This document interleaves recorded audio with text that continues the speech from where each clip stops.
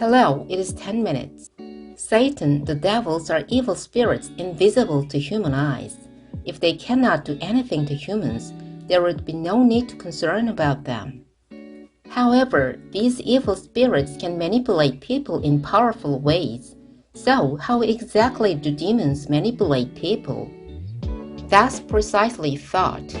Demons enter into human minds, implanting the thoughts they desire and manipulating the person as they wish.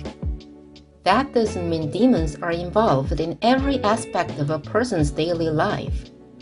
Shall I order pizza or sushi? Demons have no interest in such thoughts or choices.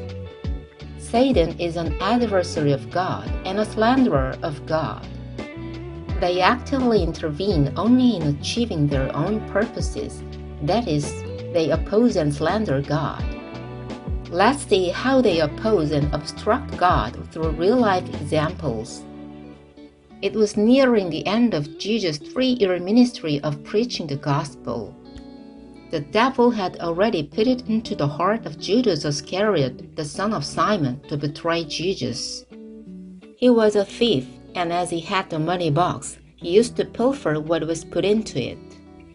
The Jewish leaders were determined to arrest Jesus, and Judas of Iscariot, knowing Jesus' whereabouts, may have thought he could make a lot of money from this opportunity.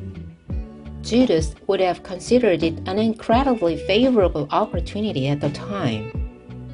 This is how Satan manipulated and controlled Judas by understanding and exploiting human desires. Afterwards, Judas, witnessing Jesus being treated as a sinner, felt remorse.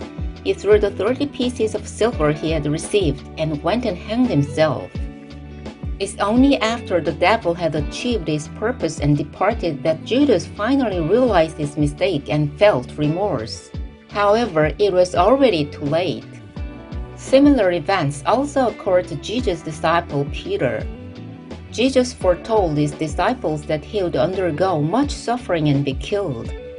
When Peter heard this, he said to Jesus, "God forbid it, Lord, this shall never happen to you." When Jesus heard this, he said to Peter, "Get behind me, Satan." Jesus came to this earth to be crucified and die for our sins according to the Old Testament prophecy. However, Peter, caught up in momentary affection, hindered Jesus' ministry by his denial. In other words, Satan momentarily acted through Peter to hinder Jesus from fulfilling God's purpose. In this way, Satan uses people's affections to obstruct the work of God.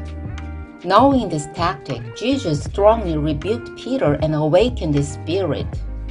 Even the disciples who are close to Jesus cannot be free from the devil. If even the disciples let their guard down for even a moment, they would be manipulated by the devil. Even more so, what about the Jews at that time who are ignorant of the scriptures? The devil will manipulate such people in this way. Have you ever heard such words while you've been alive? Unfamiliar, right? First time hearing it? Strange, isn't it? Those disciples abandoned perfectly fine fishing jobs to follow Jesus, totally shadowed their families. They say Jesus caused the disturbance at the temple the other day. Isn't that totally crazy? After their disciples fled with Jesus' body, they went around spreading lies that Jesus had resurrected. Do not be deceived at all. It is absolutely heretical. In this manner, Jews who are manipulated by devilish thoughts persecuted Jesus and his disciples insanely.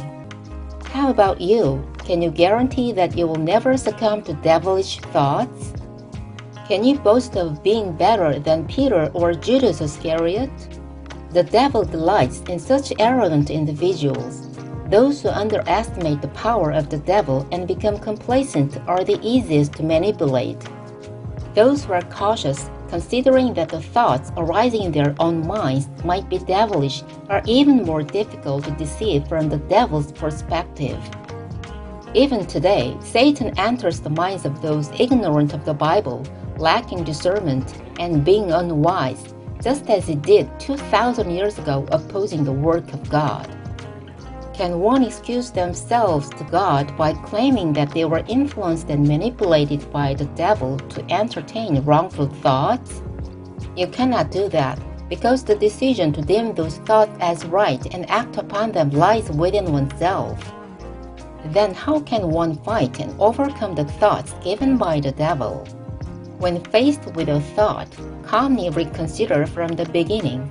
Will God be pleased with this? What does the Bible say about what to do in such situations? And we must learn the Bible properly. We need the strength to guard ourselves against the devil's lies and not be deceived.